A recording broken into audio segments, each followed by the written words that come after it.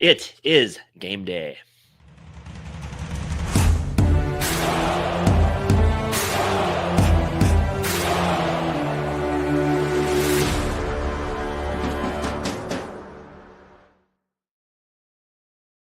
Happy Thursday. More importantly, happy game day, Vikings fans. Yeah. Thursday night football, Vikings at Chargers in LA. Look, this feels like a big one. I mean, on a little bit of a basically a win-loss pattern, coming off that Philadelphia loss after the bye week where we had so many opportunities to get it done and just weren't able to get there. But another day, new opportunity, short week, no time to cry over it. Had to get back to work this weekend. They're in LA.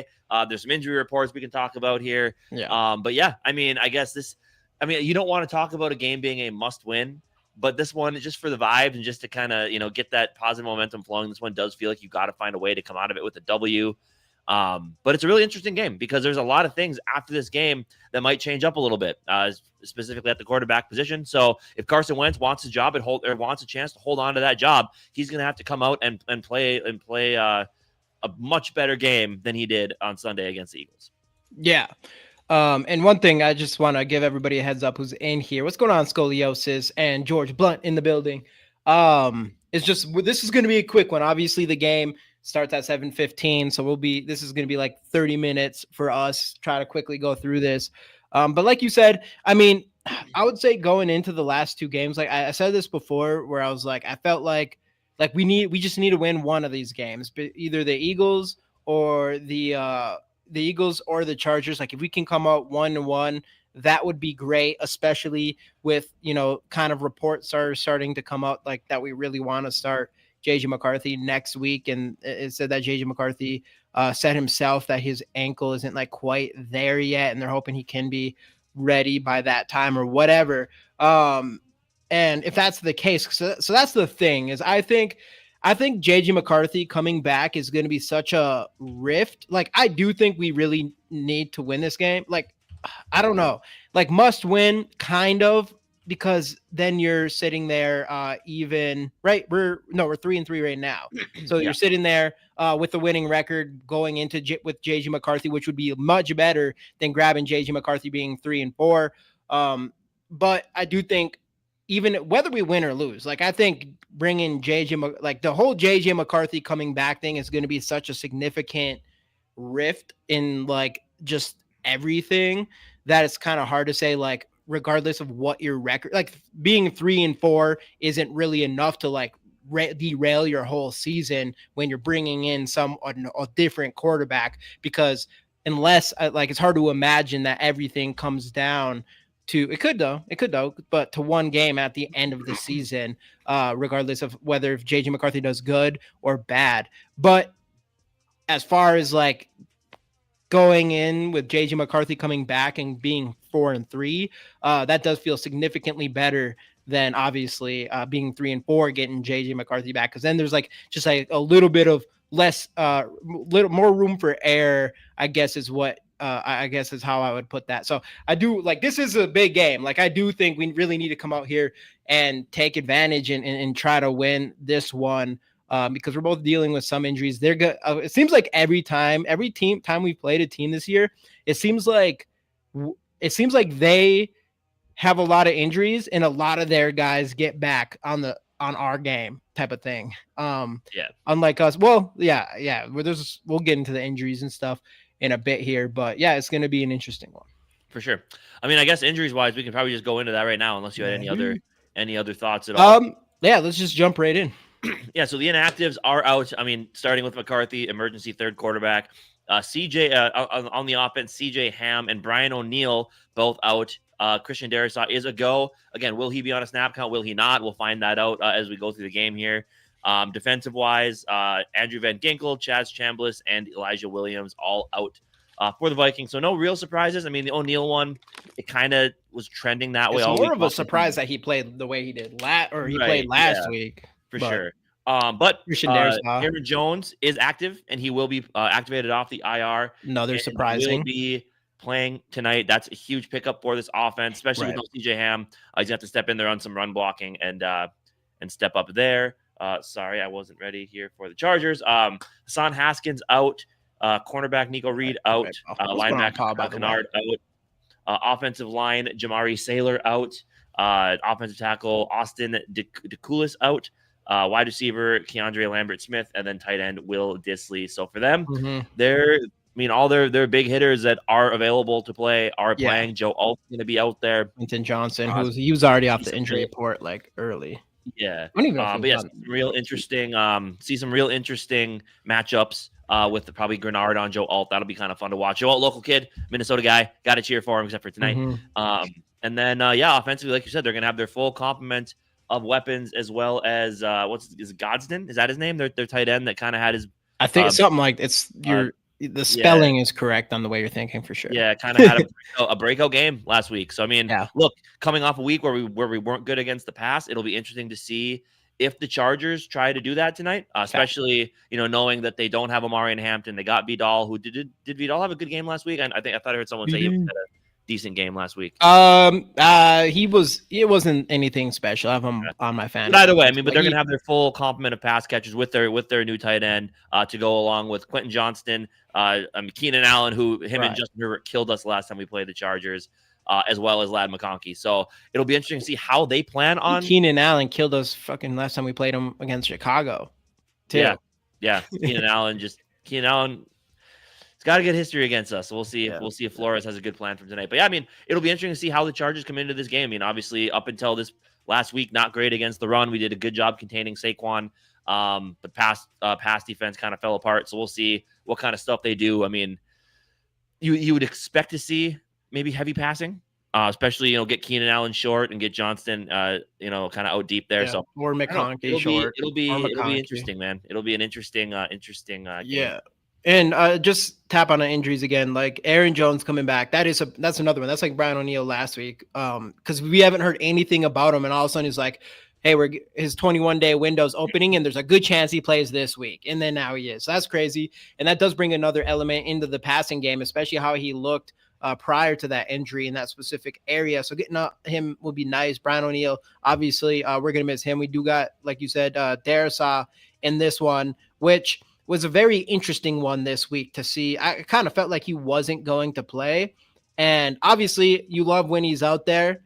But I feel like this does kind of feel like a game. Like we just got to get through this one. We just got to get through this one to get McCarthy back and everybody else being healthy and things like that. So with Christian Darrisaw, I really, really, really hope that he doesn't have some sort of setback or something happen in this one. So hopefully he can stay healthy, like going into the next week. But again, everybody, hey, we appreciate y'all being here. Like Casey said, this kind of feels like a must win.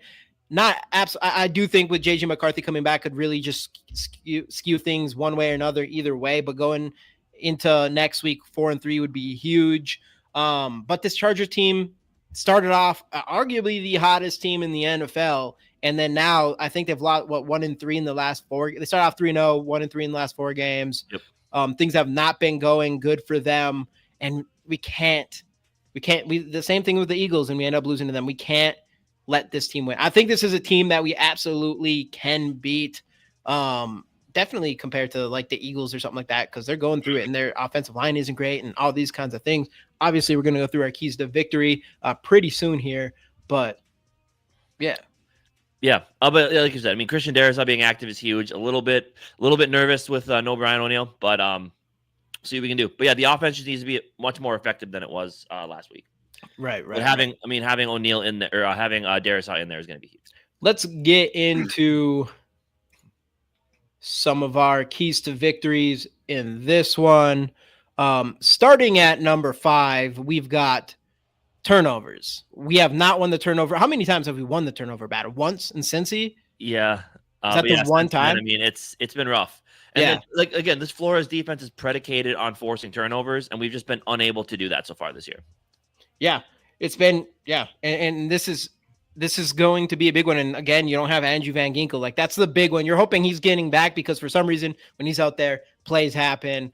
And you're missing him again in this one. And hopefully we can win the turnover battle. If we can do that, like I feel like at this point, you feel like you should be able to beat any team if you win the turnover battle, because we're getting so close or beating while losing the turnover battle every single Yeah. week. So that's going to be a big one. So watching that, obviously, make sure Jordan Mason holds on the ball. He was able to do that last week for us, but hopefully Carson Wentz, doesn't throw any picks and stays upright and gets comfortable early in this one. And hopefully we can make Herbert make some mistakes and, things like that. But let's win the turnover battle in this one. Yeah, absolutely. That's hilarious. Like, I hope we see Brosmer if Wentz doesn't play good.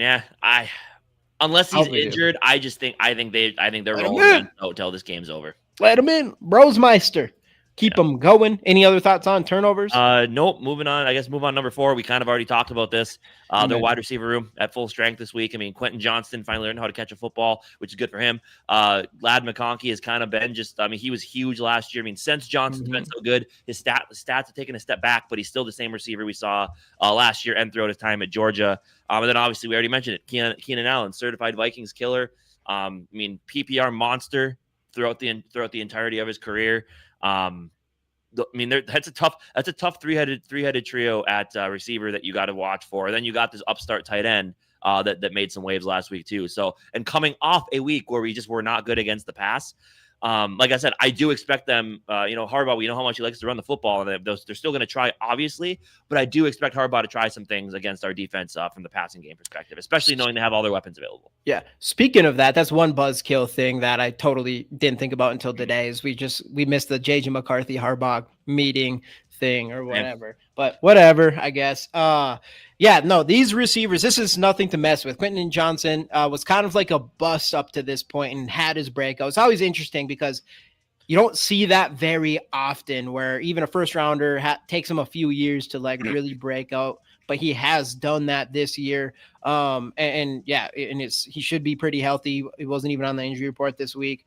And like you said, Keenan Allen and McConkey, those going to be those reception type slot guys that do hurt us a lot of times. So definitely, if you're going to win this game, you have to do your best at covering them. Obviously the Vikings have been one of the best teams in the passing game, but we got beat in the worst way last week, allowing about 300 total yards to just Devonta Smith and AJ Brown, with one of the worst defensive performances we've probably seen in a while, at least for especially big plays for sure. And we cannot let that happen with guys like Quentin Johnston out there, and can't get eaten up underneath guys like Keenan Allen and McConkey. So that's going to be a big one in this one to stop them. And hopefully we can just bounce back. And I do think there's a good chance that we might. I do think this is a game that we don't we need it. We've gotten beat up by Gainwell. I don't think you have to take Vidal serious to some extent. I believe in this one, but I don't think you're coming in with your game plan completely being around stopping the run like I believe it was last week against the Eagles. Yeah. But hey, even though, Quentin Johnston, yes, he learned how to catch a football. We will see Zay Flowers in a couple weeks, but both of those guys are able to look across the sidelines and know the best receiver in their draft class plays for the other team. Fuck yeah. Yep. But either way, great receiver trio there. Justin Herbert's been slinging it this year. I believe he leads the league in passing right now from a yards perspective. So, it's going to be a tough task, but I do trust Flores, especially after last week, to really lean into being a little bit better against the pass this week. Yep. And we need to see something. We need to see something, a little something from Byron Murphy at some point. He's been pretty quiet. I think if you look at stats wise, PFF grades and all the stats when thrown at, I think he's just kind of having an average season. We need him to step up and make a play this week. Well, yeah, definitely, because he has 0 intercept. We only have 1 interception this whole year. 2. No, 1. Is it 1? If it is, that's why. Got to be someone else. If it is, that's why. It's got to be someone else. Yeah, if anybody knows, let us know. Dude, which is bad if that's true. Maybe there's one more somewhere in there. I don't know. Maybe there is. No. Someone let us know in the comments if I'm missing a guy. Yeah. But yeah, Byron Murphy, that was the whole thing. And this is, again, that's why I try to stay cool on stuff, but Byron Murphy going into the offseason last year, he wasn't on the top of my list. Obviously, we got to a point where we didn't have very many options, but wasn't on top of my list of cornerbacks that we needed to re-sign or anything like that, because I was a little skeptical about his 7 interceptions and paying him like a top cornerback as we ended up doing. And the deal was ended up being pretty, marginal when you look not at real, not bad. I mean, still top dollars for a cornerback, no matter how, maybe low end for that, but you're paying a guy who's playing average and doesn't have a single interception this year, and you're paying him because he had seven turnovers last year. So I do think that, I mean, he's not living up to his contract whatsoever. I'm gonna say anybody on this defense really, and I was gonna say that's fair. That's fair to say that, but still, he hasn't been worth the money yet. But we'll see what happens. Hopefully, he comes in and has a good end of the season and makes some turnovers. But he does need a turnovers. That's 100% the reason why we brought him back and paid him the money that we did, was because he was making plays, and we need him to make plays big time. He needs to step up in this one and do something out here. And just the defense in general. I mean, I said one interception.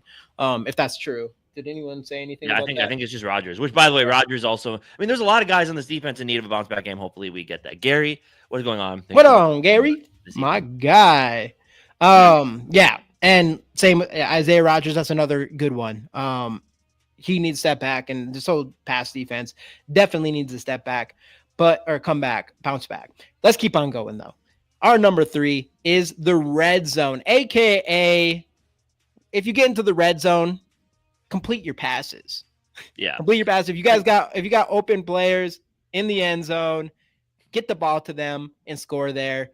Obviously, last week we made it down there 6 times, ended up with 1 touchdown and 5 field goals because of a lot of missed passes by Carson Wentz.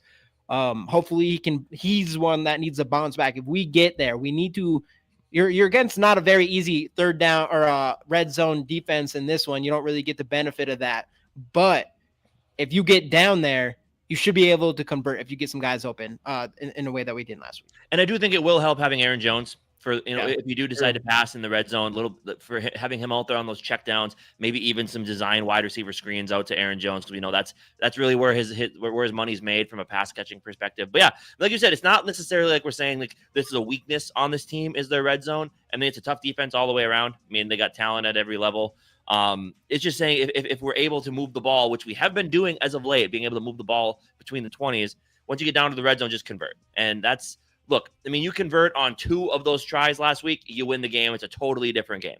And again, you can say what you want about O'Connell and his inability to run the football, yada, yada, yada. But the plays that were called, there were guys open, 4 touchdowns, and Carson Wentz just flat out missed them. And that's what it comes down to. Like, you call the game, and players have to go make the plays. Last week, the game was called. The opportunities were there. We didn't make the plays. You got to make the plays. You can't go one of 6 in the red zone and expect to win games with losing the turnover battle. So definitely can. And so definitely need to bounce back there. One little nugget I want to bring up on the other side of the ball is that the Chargers red zone defense ranks. So Chargers score touchdowns on just 41.7% of trips, which is 31st in the NFL. So they've been the second worst at scoring touchdowns in the NFL this season. So defense, take advantage of that as well. Don't let yourself get scored. So Carson Wentz, go down there, make passes that need to be made. You're a professional quarterback. You were the 2nd overall pick at one point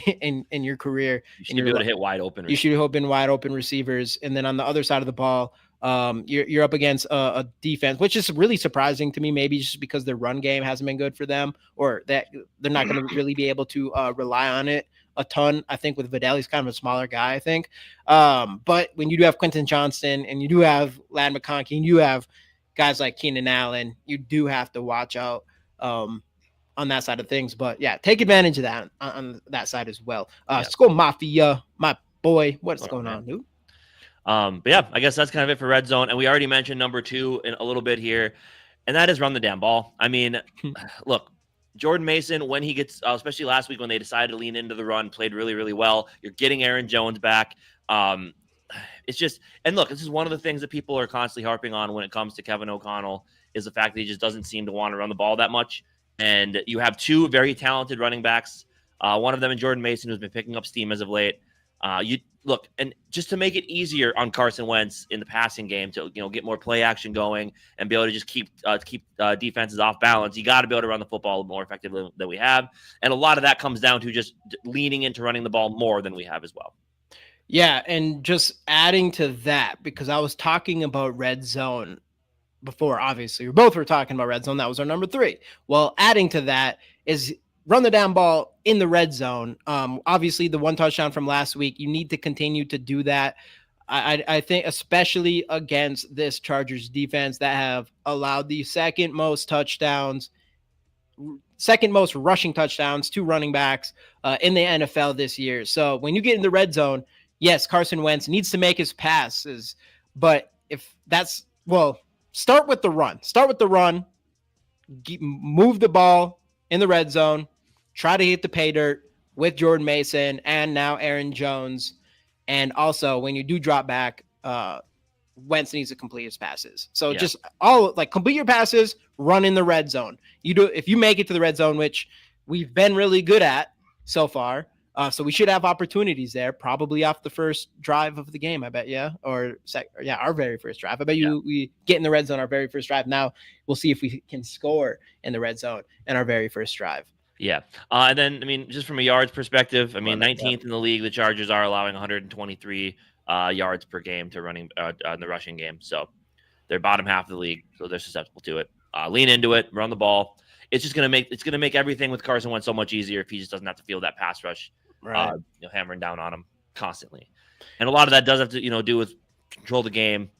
Don't let it get out of hand so you can keep running the offense you want to run and not have to go into straight drop back mode. Right. Number 1 on our list is the pass rush on our side. Bring on the pass rush. The way last week, I don't even know what it looked. I don't even know what we ended up with as far as how often we ended up bringing on the blitz. I'm assuming probably not as much as we did before. I don't even know, but we weren't covering very well. So I don't even know. I knew that was going into it. That was one thing that we had on ours, is just not overextend the pass rush. And this one, bring it on. According to PFF, and I know how some people feel about that, but at this point, the Chargers offensive line ranked have the 5th lowest grade in pass protection. They also have the worst or the lowest grade in run blocking as well. They do have Joel Alt, like you said, which is big because their offensive line has not been good, especially when what's his name, Slater? No, Sean Slater. Yeah. Rashawn Slater got injured and was out for the season or whatever. But yeah, their offensive line has not been good. It's arguably been the worst in this past like 4-game stretch that they've not been doing well. So this is a game you're bringing the pass rush. Dallas Turner, come on, continue to step up. He had a sack or half a sack last week. Let's see him continue to improve. And then Jonathan Grenard, the pressures are there, but I want him to get home. This is something that you've been saying. We've been saying this in years past as well, but this year it really feels like, we're getting the pressures and everything, but we need to get home to the quarterback. I do think this is one that you can do that against Justin Herbert, but though I think Justin Herbert has been running the ball at a higher rate than normal too. So you can't just think you're playing against a statue type quarterback either. So you still have to worry about his legs a little bit there, but that's going to be a big one on defense. Like you're going to have to bring the pressure. That's their weakest link. Arguably that's our strongest. Take advantage of their offensive line in this one. What's going on, Darren? So far, let's hope so, man. I mean, he gets a lot of kicks. Let's see if hopefully this week he doesn't need to have as many. We can just now to give us some nice, easy extra points. But yeah, you're right. I mean, look, Jonathan Grenard, like you said, pressures are up there. He hasn't gotten home as much as he did last year. A big part of that is probably Noah Van Ginkel on the other side. And then Dallas Turner, you already mentioned. I mean, the guy we hyped up earlier on before the season started. He's had his moments. I mean, I do think there's a lot of like little things that aren't going to pop on the stat sheet that he does well. Right. But a big part of this does need to come down to pass rush. He needs to be especially with Noah Van Ginkel, like he should be getting home a lot more than he has been.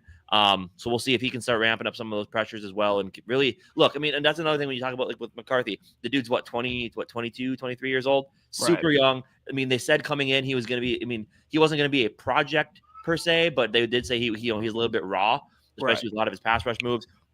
So hopefully we start to see that continued development in real time during these games. And without Van Ginkel, you need him to step up and make some plays. So hopefully tonight it starts to do that, especially since there's no Rashawn Slater on the right side. You assume that Grenard's going to be over left there with Joe Alt. But yeah, I mean, you got to find a way to get home. I mean, like last week, I think we brought Hurts down twice. got around his feet a little bit, but just were unable to finish some of those plays. And no, like you said, I mean, Herbert isn't the athlete that Hurts is, but he's still a damn athlete. And he's what, 6'5", big body to bring down. So you got to find a way to get him on the ground a little bit, rattle his cage, make him make mistakes like you do with any other quarterback. Right. And he's like those type of guys like last year that would have beat us, like the Goffs and the Staffords, who can stay tall in the pocket and make those throws. But that's why the defensive interior needs to continue to step up. You got Jonathan Allen, Hargrave, and Redmond in there. So I would love to see some pressure in the middle of that offensive line from those guys, because I think that's going to be huge on this one. I think this is going to be, that's the thing. This could be the biggest test as far as you got a prototypical type quarterback, right? Aaron Rodgers, other than Aaron Rodgers, I guess. So that'd be the second one. I still don't know if I'd call him just a prototypical pocket quarterback. Yeah, I mean, pocket quarterback. More than other guys we played. Sure. I mean, we had more than other guys that we played. Sure. Right. And maybe Jake Browning, but we obviously Jake Browning. Yeah. So that's the thing is like, that's something I'm going to be paying attention to and seeing if that, because that was like the biggest issue last year. In my opinion, that was our biggest issue, is no pressure in the interior side of the defense. And I want to see that in this one, especially. Jalen Redmond's been our best interior guy. Right. Which is what we paid Allen and Hargrave for. And hopefully, and they're still bringing it a little bit, but we'll see what happens. So this one I'm going to be paying attention. I don't want to see Justin Herbert stepping up in the pocket and making big throws in this one. For sure. Darisaw is active. Again, pitch count, maybe, or snap count. We'll see. But he is active. He will be out there. Yeah. I guess, moving on to predictions. Got a few minutes left here. Let's go, baby. Hey, we got this. I know it sucks. It's like, I don't know. I feel like it's like a weird feeling because it's like, I am like on team. It is what it is. I understand why Wentz is out there, but it is kind of just like, it is just kind of like a little bit of a buzzkill that we have to watch Wentz again a little bit. Yeah. I don't know how much more Wentz ball I can take. I know. So I'm like, let's just grind out one here, get a W, have some momentum going into the next week with JJ McCarthy and everybody healthy and things like that, man. But go into some score predictions and prediction. I guess let me think of some predictions. I'm going to say predictions on defense. I'm going to say we get 5 sacks, at least 5 sacks in this one. I was gonna kind of pile on there and say I think Dallas Turner. I've been saying it for weeks. Dallas Turner finally has a breakout game. 2 sacks. You know what? We were talking about him. We were dogging on him a little bit. Byron Murphy gets his first interception of the season tonight. Yeah. All right, offense. So I'm gonna say, oh man, this is tough. See, I saw Will Reggett say it earlier, and I kind of like it. Because you feel like he needs, I mean, look, we've been seeing all these other receivers just have these massive games. And because of the quarterback, the way that he's been defended, whatever, he hasn't had one of those games yet. He's had a couple 100-yard games, but he hasn't had one of those games yet. Will Reggett said this feels like a Justin Jefferson 153 and 2 scores type of game. I agree with him. Let's get Justin Jefferson in the end zone a couple times. It's been too long. Was he have 1 touchdown this year? Let's get Justin Jefferson. He should have probably had at least 2 last week. Get him hyped up a little bit here. I mean, Jordan Addison, he's been popping off. They're going to have to shift some coverage that way as well. Let's get Justin Jefferson in the end zone here. Yep, I love that. I love that. Get him in there twice. Yardage-wise. I'm going to go with on offense. So, I mean, on offense,